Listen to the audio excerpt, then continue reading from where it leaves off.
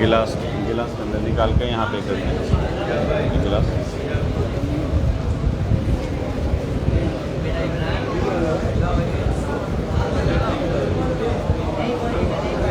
इसको पढ़ना है इधर आ जाओ, पढ़ नहीं जाएगा। पढ़ना यहाँ पे आएगा।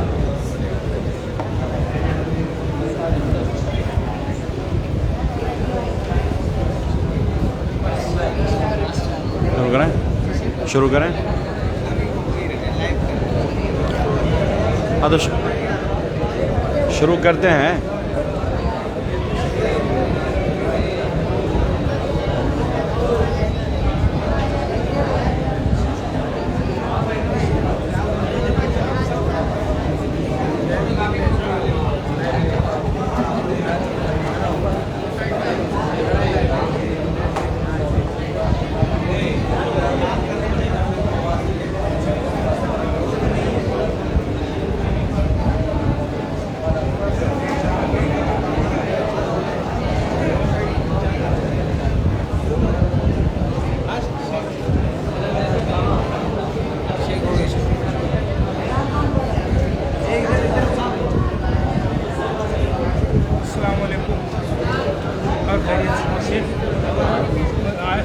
की नमाज पढ़ा तो देखा तो मेरा सलाम दुआ तो हो जाए, सब ठीक है। बैठेंगे क्या? हाँ बैठूँ।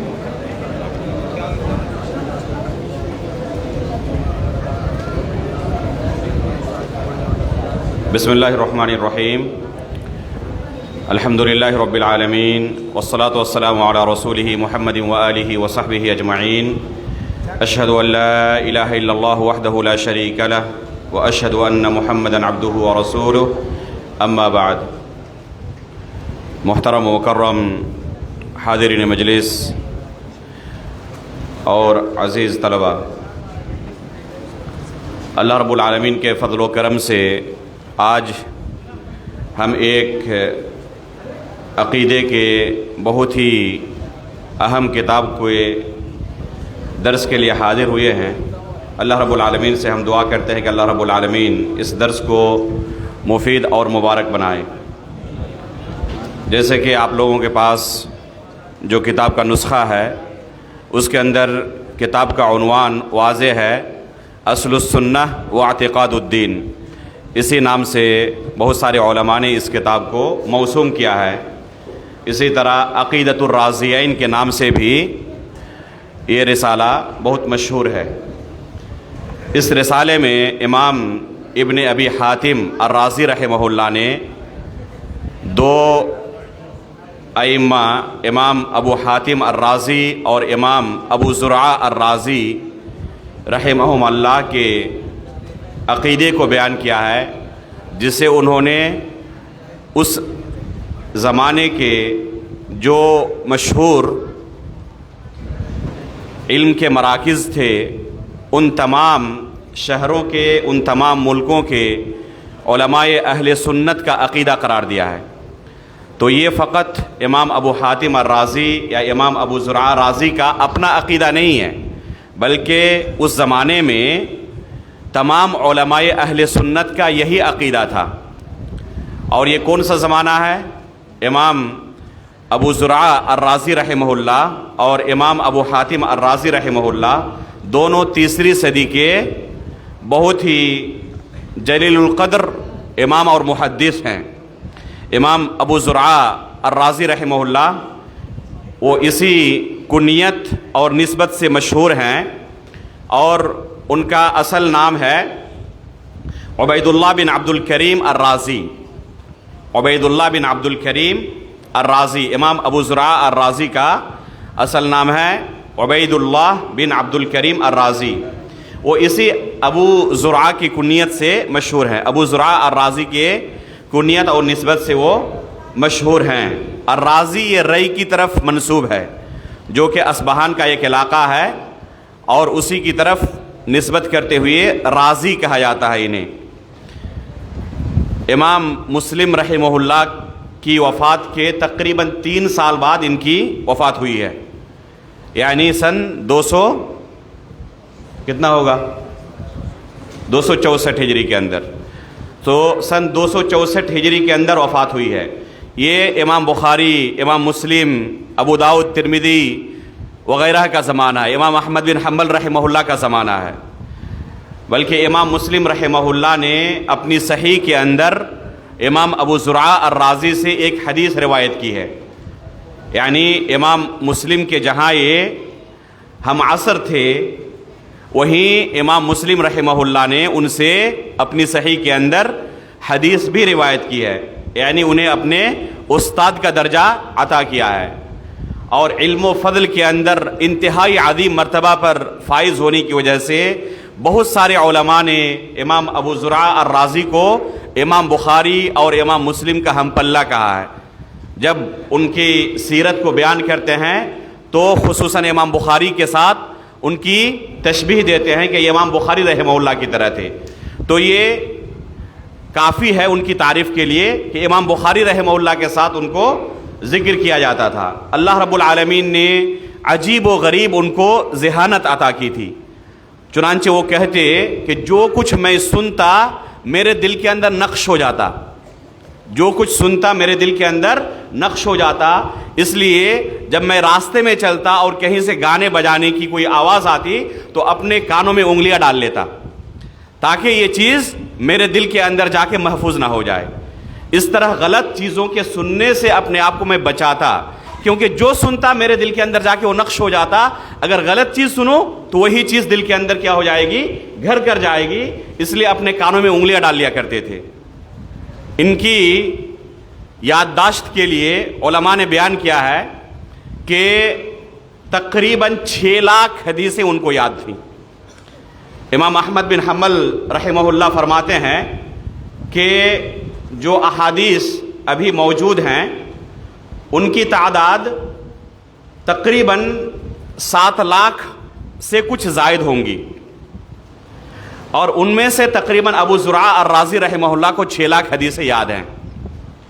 تقریباً 6 لاکھ حدیثیں ان کو ابو زرعہ رازی رحمہ اللہ کو یاد ہیں. خود ان سے منقول ہے، فرماتے ہیں کہ تقریباً 6 لاکھ حدیثیں مجھے اس طرح یاد ہیں جس طرح کہ عام لوگوں کو سورہ اخلاص یاد ہوتی ہے، قل هو اللہ احد. جس طرح عام لوگوں کو قل هو اللہ احد یہ سورہ یاد ہوتی ہے، اس طرح مجھے 6 لاکھ حدیثیں تقریباً یاد ہیں. یعنی صرف یاد ہی نہیں ہے، سورہ اخلاص کی طرح عام لوگوں کو جیسے حدیثیں یاد ہوتی ہیں، ابو زرعہ رازی رحمہ اللہ فرماتے ہیں کہ تقریباً 6 لاکھ حدیثیں مجھے اسی طرح یاد ہیں. ایک شخص ایک دن امام ابو زرعہ رازی رحمہ اللہ کے پاس آیا فتویٰ پوچھنے کے لیے. اپنے گھر کے اندر ان کا ایک مسئلہ ہو گیا تھا. اپنی بیوی کو انہوں نے کہا کہ اگر امام ابو زرعہ رازی کو 1 لاکھ حدیثیں یاد نہ ہو تو تم کو طلاق. اس کے بعد پریشان ہو گیا کہ پتہ نہیں ان کو یاد ہے یا نہیں ہے. ان کو پوچھنے کے لیے گئے کہ بتائیں کہ کیا ہوگا معاملہ. تو امام ابو زرعہ رازی رحمہ اللہ نے کہا کہ اپنی بیوی کے ساتھ تم رہ سکتے ہو، کوئی مسئلہ نہیں ہے، یعنی تم حانث نہیں ہوئی ہو، مجھے حدیثیں اتنی یاد ہیں. تو یہ ان کے حفظ کا حال تھا. اللہ رب العالمین نے اس طرح کی ذہانت سے انہیں نوازا تھا. اہل سنت والجماعت کے امام تھے. ائمہ کرام نے شیخ الاسلام ابن تیمیہ رحمہ اللہ، حافظ ذہبی رحمہ اللہ، ان سے پہلے امام لالکائی رحمہ اللہ، اور تقریباً تمام ہی علماء کرام نے جو اہل سنت والجماعت کے معروف علماء ہیں، تقریباً تمام لوگوں نے بالاتفاق ان کے قول کو اہل سنت والجماعت کی دلیل کے طور پر نقل کیا ہے. تو یہ ان کی منقبت کے لیے کافی ہے. امام ابو حاتم الرازی، جن دونوں کی نسبت سے یہ کتاب ہے الرازیین، عقیدۃ الرازیین میں دوسرے امام کون ہیں؟ امام ابو حاتم الرازی. امام ابو حاتم الرازی امام ابو زرعہ کے بارے میں کہا کرتے تھے اذا رأيت الرازی ينتقص ابا زرعہ فاعلم انه مبتدع. اگر رئی کے اندر رہنے والے کسی شخص کو دیکھو کہ امام ابو زرعہ الرازی رحمہ اللہ کے تعلق سے غلط باتیں کرتا ہے ان کی توہین کرتا ہے، ان کے تعلق سے غلط سلط چیزیں لوگوں کے درمیان پھیلاتا ہے، تو جان لو کہ وہ بدعتی ہے، تو جان لو کہ وہ بدعتی ہے۔ کوئی بدعتی ہی امام ابو زرعہ رازی رحمہ اللہ کے تعلق سے کوئی غلط بات کہہ سکتا ہے۔ اگر کوئی اہل سنت والجماعت میں سے ہو، کوئی سلفی العقیدہ ہو، تو امام ابو زرعہ رازی رحمہ اللہ کے تعلق سے کوئی غلط بات نہیں کر سکتا۔ تو یہ میزان تھے، یہ معیار تھے اس زمانے میں امام ابو زرعہ رازی رحمہ اللہ۔ تو ان کے قول کو اس کتاب کے اندر امام ابن ابی حاتم رحمہ اللہ نے نقل کیا ہے۔ اسی طرح اپنے والد محترم امام ابو حاتم الرازی رحمہ اللہ کے قول کو اس کتاب کے اندر ان کے لڑکے عبد الرحمن نے نقل کیا ہے۔ امام ابو حاتم الرازی رحمہ اللہ کا نام محمد بن ادریس ہے، یہی امام شافعی رحمہ اللہ کا بھی نام ہے۔ محمد بن ادریس امام شافعی رحمہ اللہ کا بھی نام ہے۔ تو امام ابو حاتم الرازی رحمہ اللہ کا نام یاد رکھنے کے لیے ایک آسان سا طریقہ ہے کہ امام شافعی کا نام یاد رکھے تو ان کا نام بھی آپ کو یاد ہو جائے گا۔ ابو حاتم الرازی اس کنیت سے اور نسبت سے وہ معروف ہیں۔ ابو حاتم الرازی کی کنیت اور نسبت سے یہ اہل علم کے درمیان معروف ہیں۔ البتہ اسی زمانے میں، اسی علاقے میں ایک اور شخص تھے، احمد ابن حمدان جن کا نام تھا، ان کی بھی کنیت ابو حاتم تھی۔ احمد ابن حمدان اسی علاقے کے رہنے والے تھے، رئی کے۔ اسی زمانے میں احمد ابن حمدان، ان کی کنیت کیا تھی؟ ابو حاتم تھی، اس لیے ان کو بھی ابو حاتم الرازی کہا جاتا تھا۔ اس وجہ سے بعض لوگوں کو التباس ہو گیا ہے کہ یہ ابو حاتم الرازی رحمہ اللہ اہل سنت کے نہیں بلکہ شیعوں کے امام ہیں، نعوذ باللہ من ذالک، کیونکہ یہ دوسرے احمد ابن حمدان الرازی ابو حاتم کی کنیت سے جو معروف تھے، یہ کیا تھے؟ یہ شیعہ تھے، اور ان کی کچھ کتابیں بھی ہیں اہل سنت والجماعت کے رد میں اور شیعیت کی نشر و اشاعت میں۔ یہاں تک کہ دارالکتب المصریہ کے اندر جو بعض مخطوطات ہیں، ان کے اندر امام ابو حاتم الرازی جو امام اہل سنت ہیں، ان کی بعض کتابیں شیعی کی طرف اور شیعی کی بعض کتابیں امام اہل سنت امام ابو حاتم الرازی کی طرف منسوب ہو گئی ہے۔ تو اس طرح نام کے اندر اور کنیت کے اندر یا نسبت وغیرہ کے اندر اگر مشابہت ہو تو بسا اوقات بڑی پریشانی ہو جاتی ہے۔ یہی حال ہوا امام ابن جریر طبری رحمہ اللہ کے ساتھ، اسی نسب کنیت کے ساتھ، نسبت کے ساتھ ایک دوسرے شخص تھے جو کہ شیعی تھے، اور ان کے جرائم کو بعض لوگوں نے غلط فہمی کی بنا پر امام ابن جریر رحمہ اللہ کی طرف منسوب کر دیا اور ان کو متہم کر دیا کہ یہ شیعہ ہیں، حالانکہ امام ابن جریر طبری رحمہ اللہ اور امام ابو حاتم الرازی رحمہ اللہ دونوں اس الزام سے بری ہیں۔ امام ابو حاتم الرازی رحمہ اللہ اہل سنت والجماعت کے متفقہ امام ہیں، ان کی اہل بدعت پر کتابیں موجود ہیں، الرد علی الجہمیہ کے نام سے انہوں نے کتاب لکھی تھی، اور اکثر و بیشتر تمام ہی سلفی علماء نے ان کے قول کو بھی اہل سنت والجماعت کے عقیدے کی دلیل کے طور پر ذکر کیا ہے۔ تو یہ امام ابو حاتم رازی رحمہ اللہ تھے۔ علم و فضل کے اندر یہ امام ابو زرعہ رازی سے کم نہیں تھے، امام جرح و تعدیل، دونوں کے دونوں امام جرح و تعدیل تھے، اپنے زمانے کے مشہور امام تھے۔ خصوصاً امام ابو حاتم الرازی رحمہ اللہ، ان کی سیرت پڑھیں، طلبہ علم کے لیے ان کی سیرت میں سیکھنے کے لیے بہت ساری نصیحت کی چیزیں ہیں۔ انہوں نے طلبہ علم کے لیے جو مشقت برداشت کی ہے، آج کے زمانے میں ہم سوچ تک نہیں سکتے کہ کوئی اس دین کو سیکھنے کے لیے، اس دین کی نشر و اشاعت کے لیے اتنی قربانی دے سکتا ہے۔ چنانچہ وہ خود اپنے بارے میں فرماتے ہیں کہ حدیث کی نشر و اشاعت کے لیے، حدیث رسول کو سیکھنے کے لیے میں نے اپنے پیروں پر تقریباً 8000 کلومیٹر کا سفر کیا ہے، پیدل تقریباً 8000 کلومیٹر کا پیدل میں نے سفر کیا ہے۔ کہہ رہے ہیں کہ اس کے بعد میں نے یاد رکھنا چھوڑ دیا، اس کے بعد تعداد آگے بھی جاری رہی لیکن میں نے یاد رکھنا چھوڑ دیا۔ کتنے ملکوں کا انہوں نے پیدل سفر کیا ہے. چنانچہ ایک قول ان سے مروی ہے، فرماتے ہیں خرجت من البحرین الی مصر ماشیا، بحرین سے مصر تک میں پیدل چلا طلب علم کے لیے. ثم الی الرملہ ماشیا، اور پھر مصر کے اندر علم حاصل کرنے کے بعد رملہ جانا ہوا تو وہاں بھی پیدل چلا گئے. اس کے بعد فرماتے ہیں ثم الی دمشق ثم الی انطاکیہ، اس کے بعد دمشق گیا، پھر انطاکیہ گیا، پھر ترسوس گیا، اور پھر حمص واپس آیا، ملک شام کے اندر جو شہر ہے، اور اس کے بعد پھر رقہ گیا. یہ تمام ممالک انہوں نے پیدل سفر کیے تھے. کس کے لیے؟ دین کا علم حاصل کرنے کے لیے. آج کوئی طالب سوچ تک نہیں سکتا کہ کوئی پیدل طلب علم کے لیے اتنا سفر کر سکتا ہے. ان سے ہی مروی ہے کہ مکہ سے مدینے کے درمیان کتنی بار میں نے پیدل سفر کیا ہے. تقریباً 500 کلومیٹر کی مسافت آج کے دور میں ہے، جب راستے ہموار ہو چکے ہیں. اس زمانے کے راستے آپ تصور کریں کہ کس طرح اس زمانے کے تھے جو ہموار نہیں تھے. آج راستے ہموار ہو جانے کے باوجود جہاں پہاڑ آیا وہاں سرنگ بنا کر سعودی حکومت نے کیا ہے، اس مسافت کو کم کر دیا ہے. اس کے باوجود تقریباً 500 کلومیٹر کی مسافت آج ہے. کہتے ہیں کہ مکہ سے مدینہ کتنی بار میں نے پیدل سفر کیا مجھے اب تعداد بھی یاد نہیں ہے. یہ صرف طلب علم کے لیے ان کی مشقت ہے.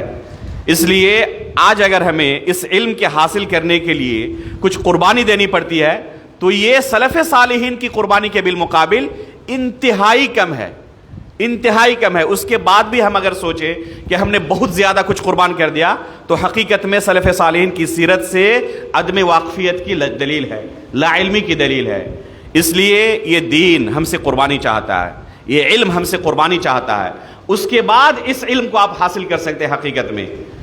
تو ان دونوں ائمہ کرام سے ان کے امام ابو حاتم الرازی کے لڑکے امام عبد الرحمن نے اس کتاب کو نقل کیا ہے. اب یہاں سے ہم کتاب کا جو اصل نص ہے اس کو پڑھیں گے. پڑھیں نص العقیدہ.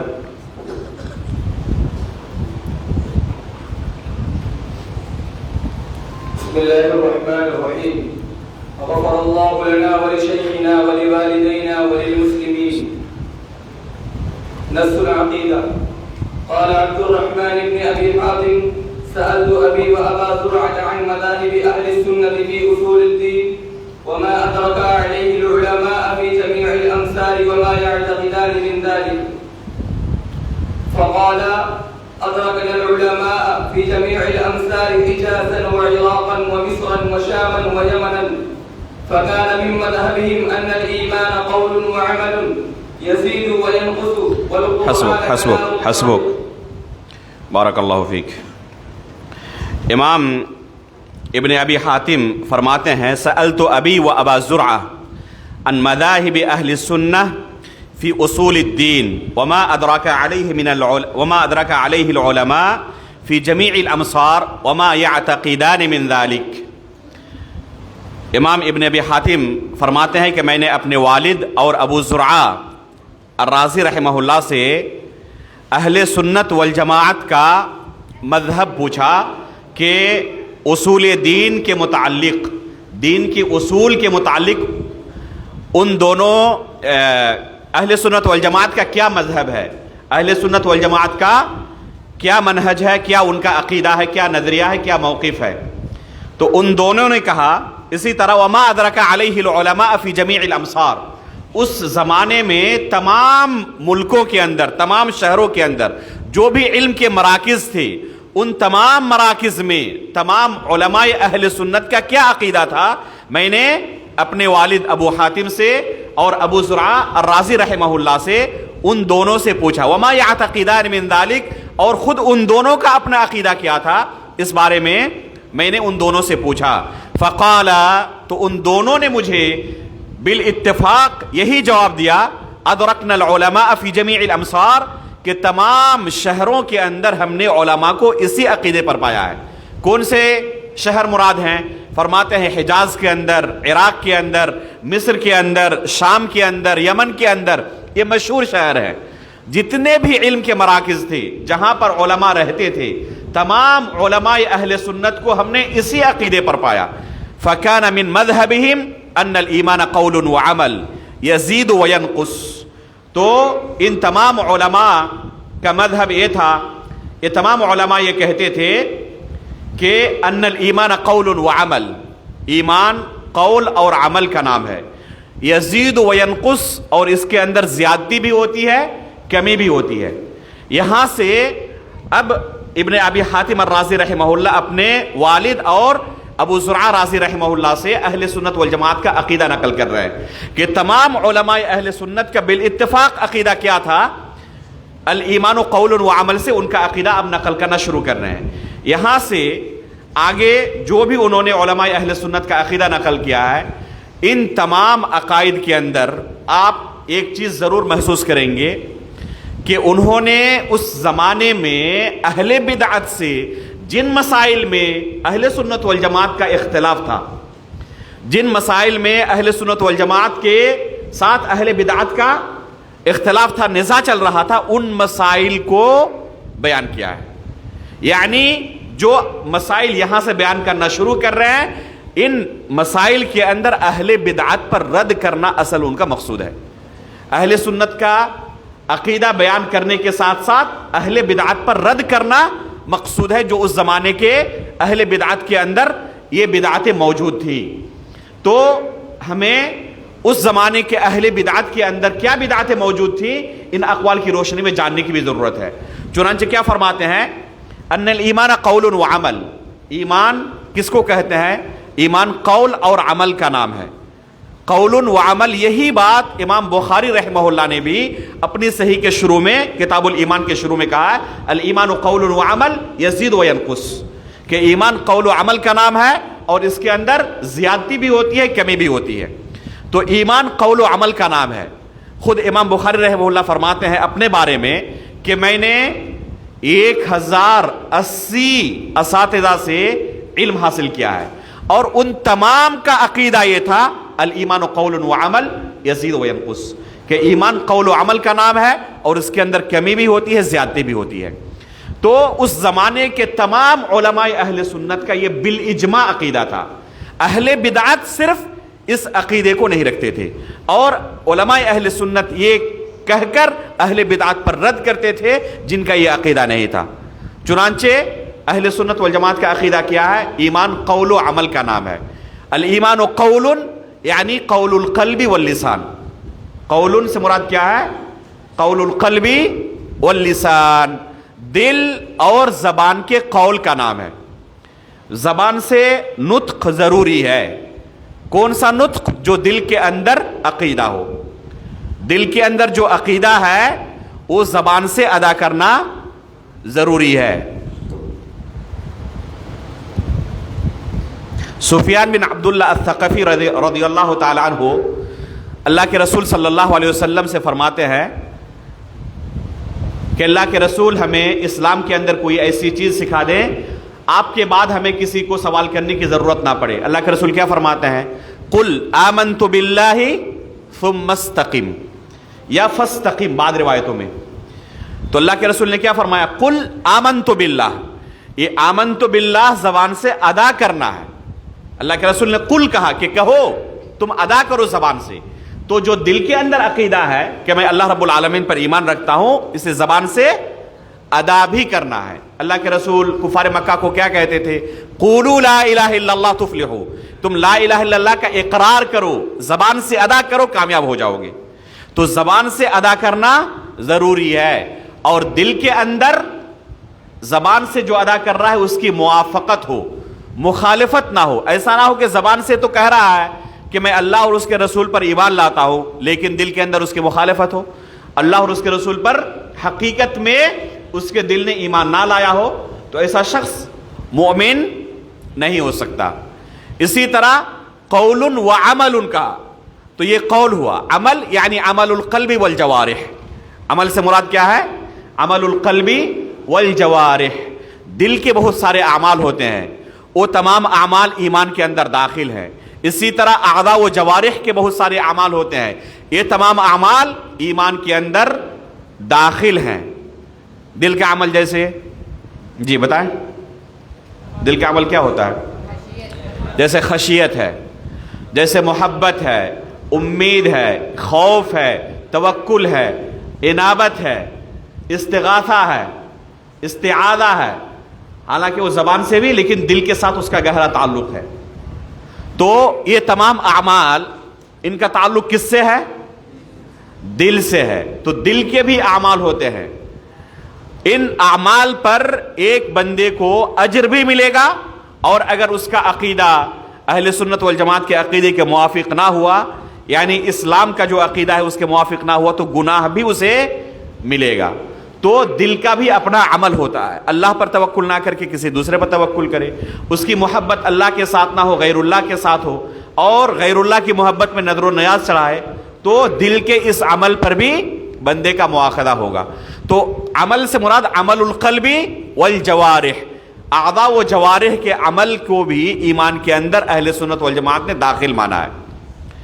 یہ اہل سنت والجماعت کا متفق عقیدہ ہے کہ عمل یہ ایمان کے اندر داخل ہے. اسی طرح یزید و ینقص، اس کے اندر زیادتی بھی ہوتی ہے، کمی بھی ہوتی ہے. یہ ایمان ہمیشہ ایک درجے پر نہیں رہتا. مشہور حدیث ہے حنظلہ رضی اللہ تعالی عنہ کا عمل ایک حدیث کے اندر مذکور ہے. اللہ کے رسول صلی اللہ علیہ وسلم نے اپنی مجلس سے اس جلیل القدر صحابی کو غائب دیکھا. پوچھا کہ حنظلہ کہاں ہیں؟ ابو بکر صدیق رضی اللہ تعالیٰ عنہ کی ملاقات ہو گئی راستے میں. ان سے کہا کہ اللہ کے رسول آپ کو یاد کر رہے تھے، بہت دنوں سے آپ مجلس میں نظر نہیں آ رہے ہیں. تو جواب میں کیا فرماتے ہیں؟ نافق حنظلہ، حنظلہ تو منافق ہو چکا ہے. اللہ اکبر. ابو بکر صدیق گھبرا گئے کہ کیوں ایسی بات آپ کر رہے ہیں؟ انہوں نے کہا کہ اللہ کے رسول کی مجلس میں ہوتا ہوں، اللہ کے رسول جنت و جہنم کا تذکرہ کرتے ہیں، دین کی باتیں بیان کرتے ہیں. اس وقت جو ایمان کی کیفیت ہوتی ہے، دل کی کیفیت ہوتی ہے، وہاں سے آنے کے بعد جب دنیا داری میں مشغول ہوتا ہوں، بال بچوں میں گھر کے اندر مشغول ہو جاتا ہوں، دل کی کیفیت تو نہیں رہتی. یہ تو منافقت ہے، کبھی کچھ کبھی کچھ. تو انہوں نے کیا کہا؟ میں منافق ہو چکا ہوں، اس لیے اللہ کے رسول کی مجلس میں اب نہیں جاتا. ابو بکر صدیق فرماتے ہیں کہ اگر یہ منافقت ہے تو میں بھی تو منافق ہو چکا ہوں. اللہ اکبر.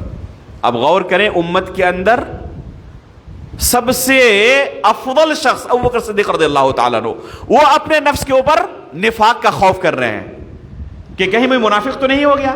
صحابی رسول حنظلہ رضی اللہ تعالیٰ عنہ اللہ کے رسول کی مجلس سے غائب رہتے ہیں، یہ ڈر پیدا ہونے کی وجہ سے کہ کہیں میں منافق ہو گیا ہوں. ابو بکر صدیق رضی اللہ تعالیٰ عنہ اللہ کے رسول کے پاس آتے ہیں اور یہ پورا کیس بیان کرتے ہیں کہ اس طرح حنظلہ رضی اللہ تعالیٰ عنہ بیان کر رہے ہیں، اور اس وجہ سے وہ مجلس میں حاضر نہیں ہوتے. اللہ کے رسول صلی اللہ علیہ وسلم فرماتے ہیں کہ میری مجلس میں جس طرح تمہارے دلوں کی کیفیت ہوتی ہے، ہمیشہ ایک کیفیت باقی نہیں رہ سکتی.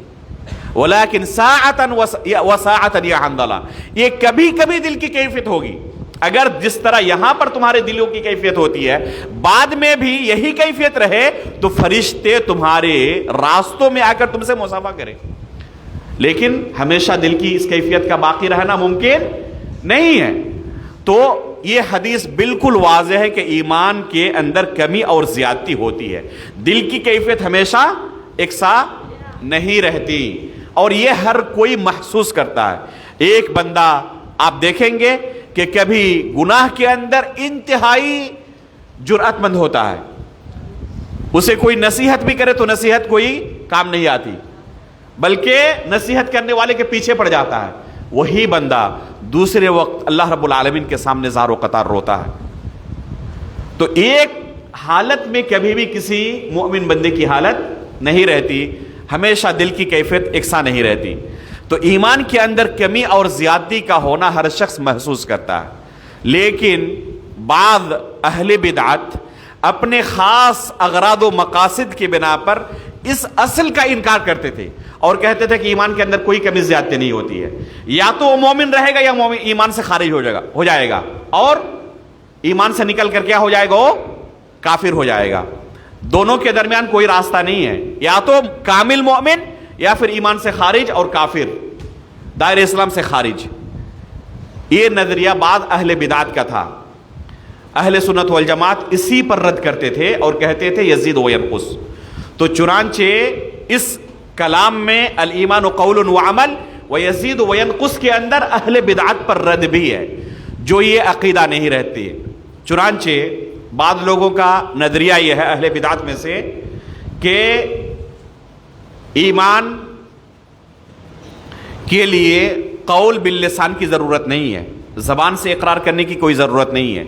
اگر دل سے اللہ کو آپ نے پہچان لیا کہ یہ ہمارا رب ہے، صرف معرفت حاصل ہو گئی، اقرار کرے یا نہ کرے، صرف معرفت حاصل ہو گئی کسی کو اللہ رب العالمین کو، تو مومن ہے، اتنا ہی کافی ہے.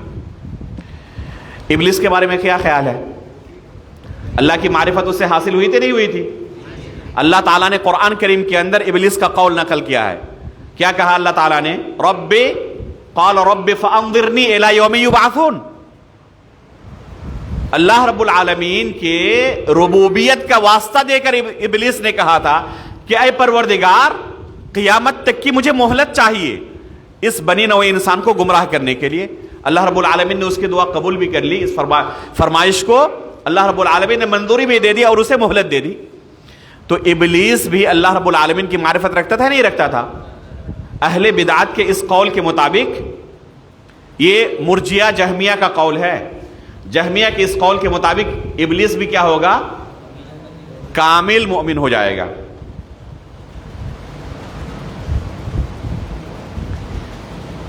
تو الایمان قول و عمل، دل سے اقرار کرنا ہے، زبان سے بھی اقرار کرنا ہے.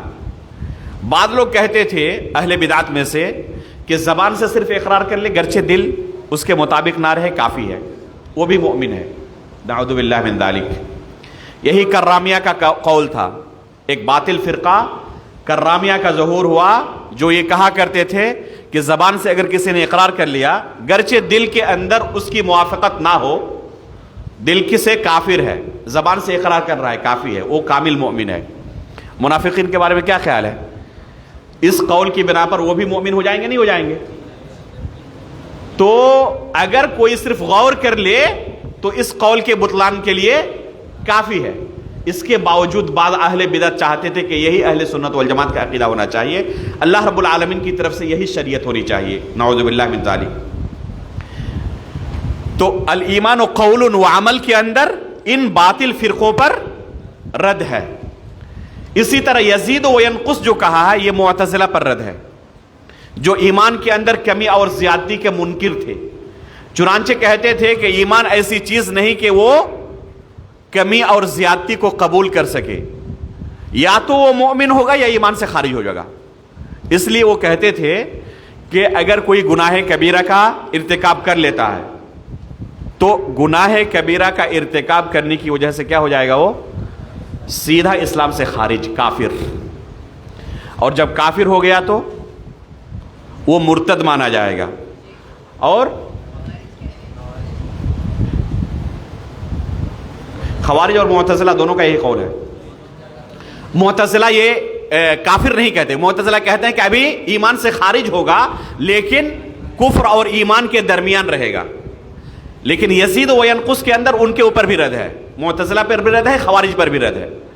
خوارج کا یہ عقیدہ ہے کہ ایمان سے خارج ہونے کے بعد وہ کیا ہو جائے گا؟ کافر ہو جائے گا. اور معتزلہ کیا کہتے ہیں؟ ایمان سے خارج تو ہو جائے گا لیکن کافر نہیں ہوگا. پھر کیا رہے گا؟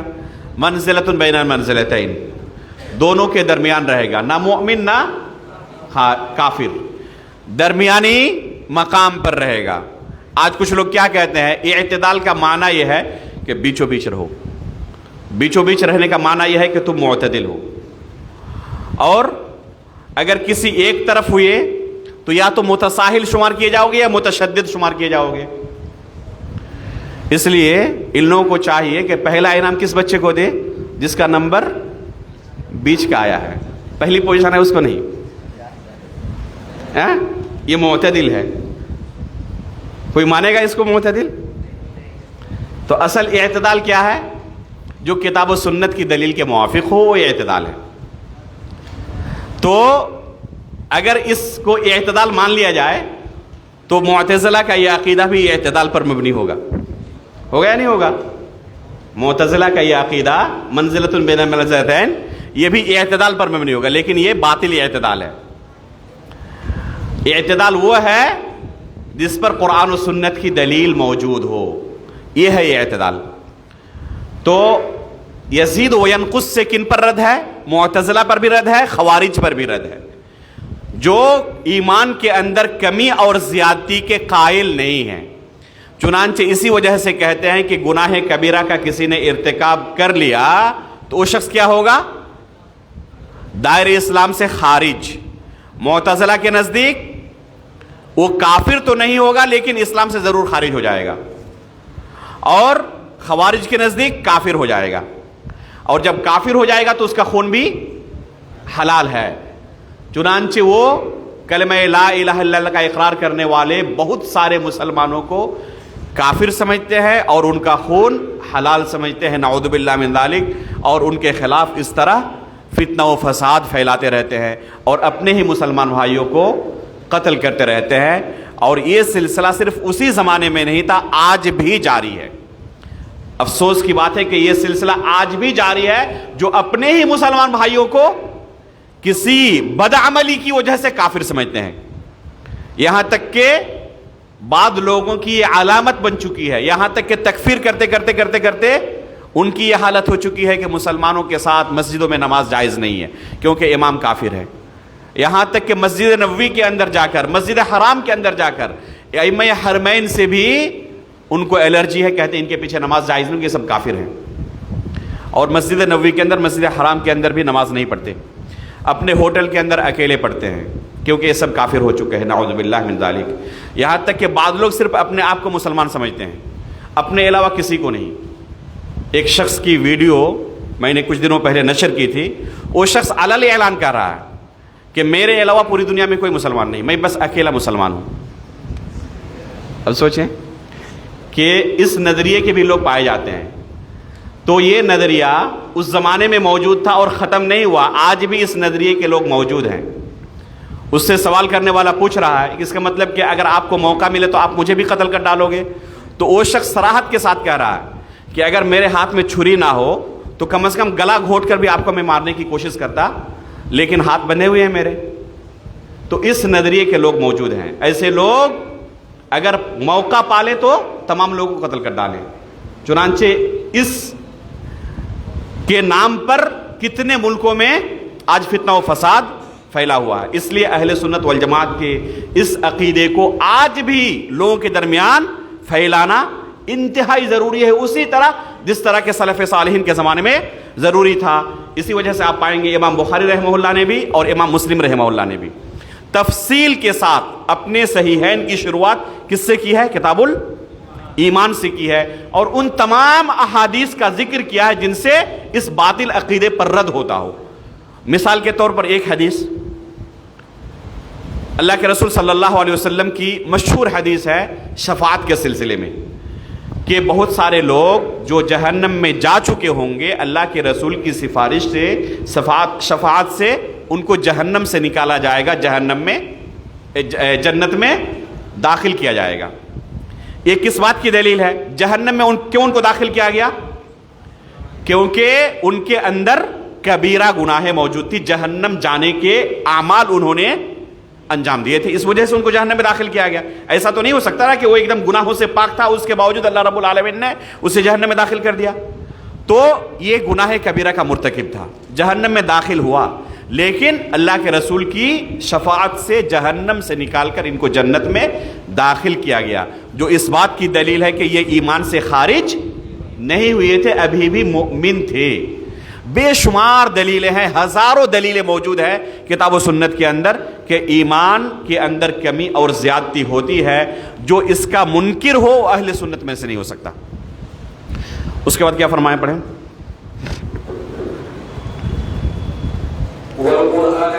والقرآن، ہاں پڑھیں جی، پڑھیں. القرآن کلام اللہ غیر مخلوق کی جمیع جہاته.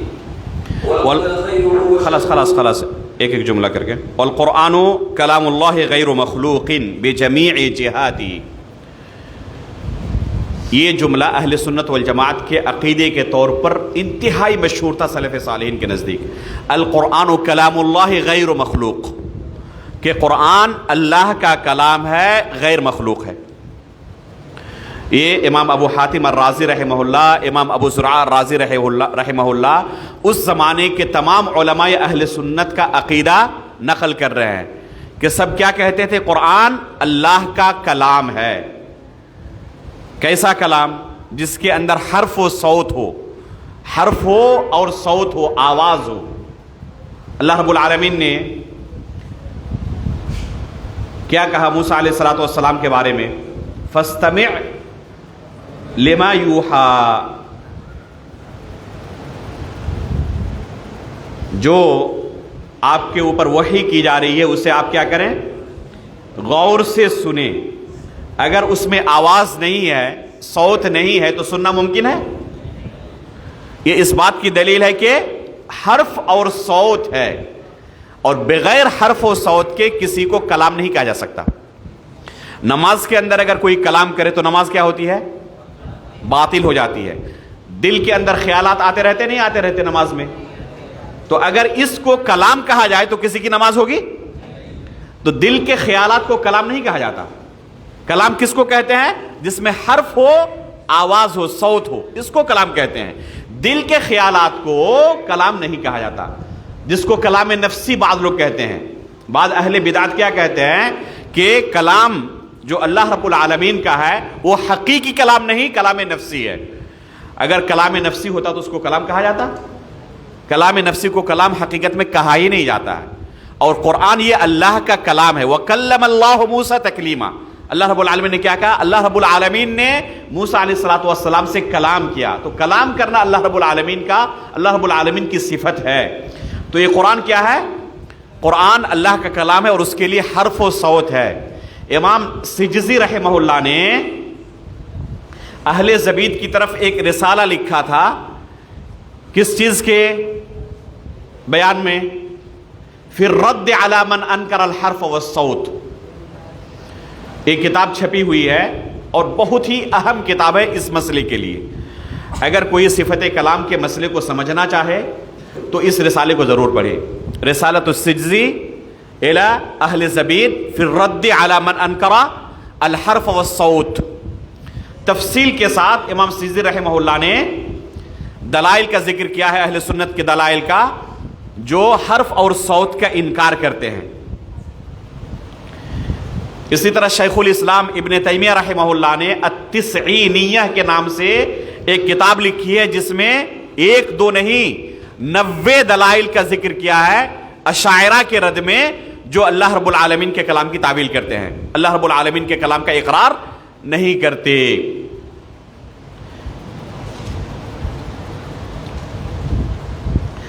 سن 120 ہجری کے اندر تقریباً یہ بدعت شروع ہوئی تھی اللہ رب العالمین کے کلام کا انکار کرنے کی، کہ قرآن اللہ رب العالمین کا کلام نہیں بلکہ مخلوق ہے۔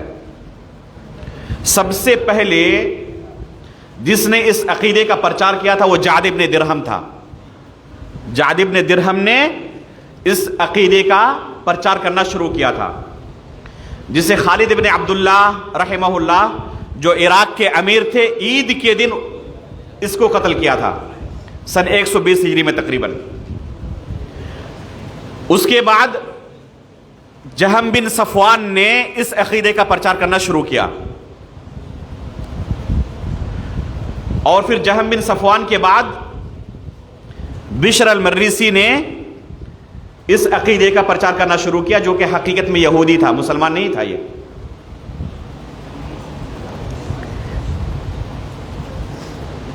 لیکن کتاب و سنت کا علم رکھتا تھا اور اسی وجہ سے لوگوں کو گمراہ کرتا تھا۔ تو کتاب و سنت کا علم بہت سارے لوگ حاصل کرتے ہیں ہدایت حاصل کرنے کے لیے نہیں، گمراہ کرنے کے لیے۔ تو علم کا حاصل ہو جانا یہ صرف نعمت نہیں ہے، اہل سنت والجماعت کے منہج پر رہے یہ نعمت ہے۔ ورنہ بشر المریسی بہت بڑے فقیہ بھی تھے، لیکن ساتھ میں بہت بڑے بدعاتی بھی تھے، قرآن کو مخلوق کہا کرتا تھا۔ اہل سنت والجماعت کے جتنے ائمہ ہیں بالاجماع سب نے اس سے تحذیر کیا ہے اور رد کیا ہے کہ اس سے علم کو نہیں لیا سکتا، کیونکہ کیا تھا؟ کفریہ عقیدے کا رکھنے والا تھا، قرآن کو مخلوق کہنے والا تھا۔ گرچہ اس کے پاس فقہ کا بہت زیادہ علم موجود ہے، لیکن اس سے تحذیر کی جائے گی، اس سے ذرہ برابر بھی کسی باب میں استفادہ نہیں کیا جائے گا۔ تو یہی اہل سنت والجماعت کا ہمیشہ منہج رہا ہے۔ اس کے بعد امام احمد بن حنبل رحمہ اللہ کے زمانے میں یہ فتنے کی شکل اختیار کر گیا تھا، جو اسلامی مراکز تھے، علم کے مراکز تھے، خصوصاً بغداد کے اندر، اور علماء کا امتحان لیا جانے لگا۔ اگر کوئی قرآن کو مخلوق تسلیم نہیں کرتا اسے جیل کے اندر ڈال دیا جاتا اور اسے سزائیں دی جاتی، یہاں تک کہ قتل تک کر دیا جاتا۔ امام احمد بن حنبل رحمہ اللہ کو اسی کفریہ عقیدے کے انکار کی وجہ سے کافی سزائیں دی گئی، کافی تکلیفیں دی گئی، لیکن اس کے باوجود انہوں نے اس کفریہ عقیدے کا اقرار نہیں کیا۔ تو یہ ہے اہل سنت والجماعت کا عقیدہ کہ قرآن کیا ہے؟ اللہ رب العالمین کا کلام ہے، یہ مخلوق نہیں ہے۔ اگر کوئی قرآن کو مخلوق کہتا ہے تو یہ کفریہ عقیدہ ہے۔ جس کفریہ عقیدے کے انکار کی وجہ سے ہمارے سلف صالحین کو پیٹھوں پر کوڑے کھانے پڑے تھے اور بہت سارے لوگوں کو قتل تک کیا گیا تھا، جیلوں کے سلاخوں کے اندر بہت سارے لوگوں کو ڈالا گیا تھا۔ تو یہ کفریہ عقیدہ ہے۔ اہل سنت والجماعت کا عقیدہ ہے کہ قرآن اللہ کا کلام ہے، مخلوق نہیں ہے۔ آگے مصنف کیا فرماتے ہیں؟ بجمیع جہاتہ، کیا معنی؟ یعنی اس کے حروف، الفاظ، معانی سب کچھ اللہ رب العالمین کی طرف سے ہے۔ اہل باطل کیا کہتے ہیں، اہل بدعت کیا کہتے ہیں کہ یہ حروف اللہ کی طرف سے نہیں ہے، اللہ رب العالمین نے جبریل علیہ السلام کے دل میں القاء کر دیا تھا، اور جبریل علیہ السلام نے اپنے الفاظ میں اللہ کے رسول تک پہنچایا ہے۔ سمجھ رہے فرق؟ کہتے ہیں کہ یہ قرآن جو ہم پڑھتے ہیں، اعوذ باللہ من الشیطان الرجیم، الحمدللہ رب العالمین الرحمن الرحیم، جو پڑھتے ہیں آپ، یہ اللہ کا کلام نہیں ہے۔ کیا کہتے ہیں وہ؟ کہ اللہ تعالیٰ نے جبریل علیہ السلام کے دل میں القاء کر دیا تھا، اور جبریل علیہ السلام نے اپنے الفاظ میں اللہ کے رسول تک پہنچایا ہے۔ تو یہ جو الفاظ آپ پڑھ رہے ہیں اللہ رب العالمین کے نہیں، جبریل علیہ السلام کے الفاظ ہے، نعوذ باللہ من ذالک۔ کچھ لوگ کہتے ہیں کہ جبریل علیہ السلام نے بھی اللہ کے رسول کے دل پر القاء کر دیا تھا، اور اللہ کے رسول نے اس معنی کو اپنی طرف سے بیان کیا ہے، اپنے الفاظ میں، نعوذ باللہ من ذالک۔ تو یہ سب کے سب اللہ رب العالمین کے کلام کی تحریف کرنے والے ہیں۔ اہل سنت والجماعت کا کیا عقیدہ؟ بجمیع جہاتہ، تمام جہات سے یہ اللہ رب العالمین کا ہی کلام ہے، کسی مخلوق کا اس میں کوئی عمل دخل نہیں ہے۔ حروف اللہ کے، الفاظ اللہ کے، معانی اللہ کے، سب کچھ اللہ کی طرف سے ہے۔ تو یہ ہے معنی بجمیع جہاتہ کا، کہ کسی بھی طرف سے مخلوق کا اس میں عمل دخل نہیں ہے، اللہ رب العالمین کا کلام ہے، یہ غیر مخلوق ہے۔ یہیں سے ہم آج کے درس کو روکتے ہیں۔ انشاءاللہ جو آگے کا حصہ ہے اگلے درس میں اسی دن سوموار کے دن انشاءاللہ اگلے ہفتے عشاء کی نماز کے بعد پڑھنا شروع کریں گے، اور انشاءاللہ نماز کے بعد فوراً ہم شروع کریں گے، کوشش کریں گے کہ نماز کے فوراً بعد شروع کر سکیں، اس لیے کہ 10:30 بجے تک تقریباً ہم درس کو ختم کر دیں گے، تاکہ طلباء کو جو ہوم ورک وغیرہ ہے کرنے میں کوئی پریشانی نہ ہو۔ آپ لوگ اب اپنے اپنے کتابوں میں مشغول ہو جائیں، ہوم ورک وغیرہ مشغول ہو جائیں، اور وقت کی حفاظت کریں۔ اللہ رب العالمین اس درس کو مبارک بنائیں۔ اللہ رب العالمین ہم تمام لوگوں کے میزان حسنات میں اسے شمار فرمائیں۔ سبحانک اللہم و بحمدک، اشہد ان لا الہ الا انت، استغفرک و اتوب الیک۔